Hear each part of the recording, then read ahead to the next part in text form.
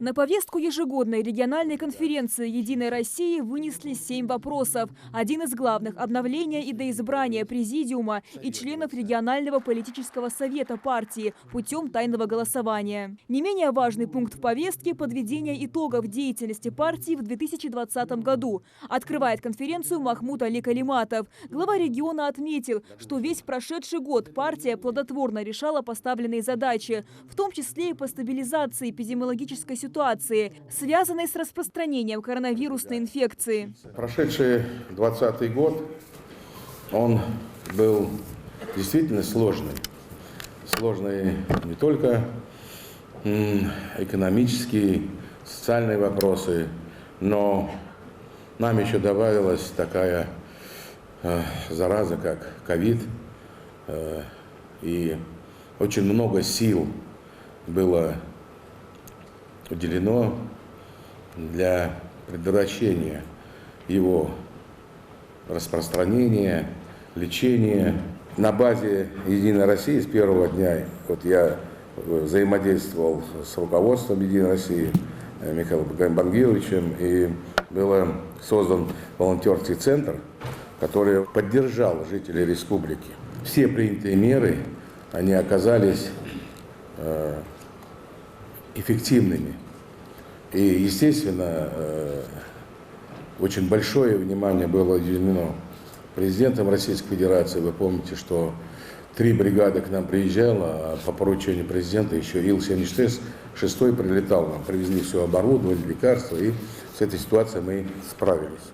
Глава подчеркнул, что партийцы поддерживали все социальные группы населения. Они получали наборы первой необходимости. Была создана горячая линия, на которую каждый человек, который оказался в сложной ситуации, мог позвонить, проконсультироваться, и им всем была оказана помощь. Это были инвалиды, многодетные семьи, ветераны Великой Отечественной войны и просто нуждающиеся люди, которые оказались в сложной жизненной ситуации с ограниченными средствами к существованию.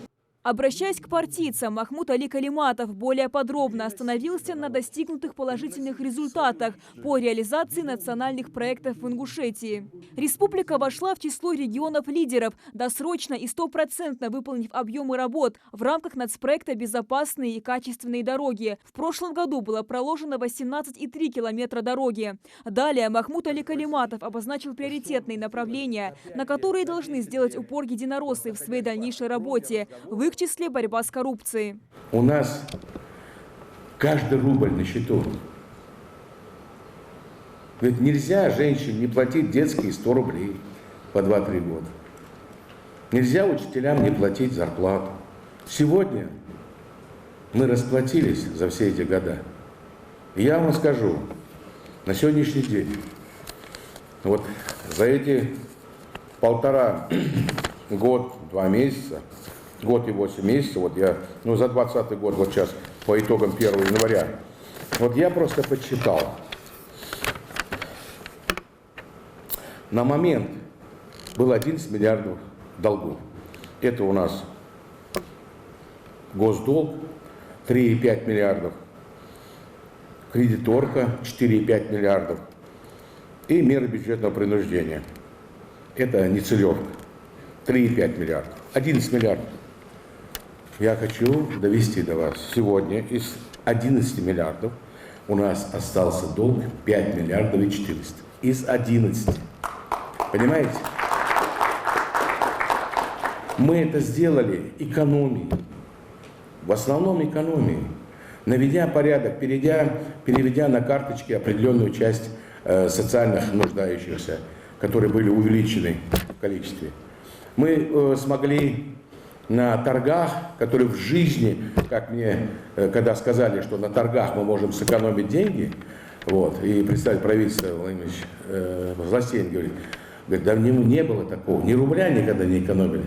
380 миллионов мы сэкономили только на торгах. После участники конференции перешли к процедуре тайного голосования. Пока идет голосование, вы видите вовсю, скоро будут подведены итоги. Это первое тайное голосование, это по до избрания членов Президиума регионального политического совета. И второе – это ротация Президиума регионального политического совета. По итогам голосования мы будем уже видеть, голосование идет в списочном составе, мы уже увидим, кто как проголосовал, и посмотрим, кто у нас прошел по 2 тайным голосованиям. У нас, значит, по доизбранию членов заявлено 3 кандидата в бюллетене, и по обновлению состава Президиума регионального политического совета это 2 человека.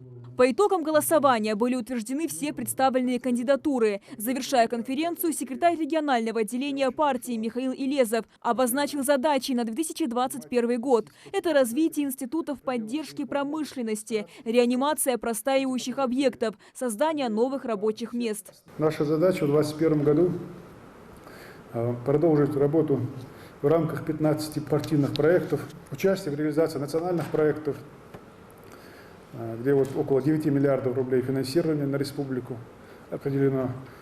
Безусловно, основа будущего региона – это молодежь. В числе стратегических задач регионального отделения партии – сохранение духовного и культурного потенциала, поддержка молодежных инициатив и движений. Ну а главным политическим событием нынешнего года для партии станут выборы депутатов Госдумы Федерального собрания 8-го созыва. В Ингушетии одновременно пройдет и выборная кампания по избранию депутатов Народного собрания республики. Амина Бокова, Асхаб Белакиев, Новости 24.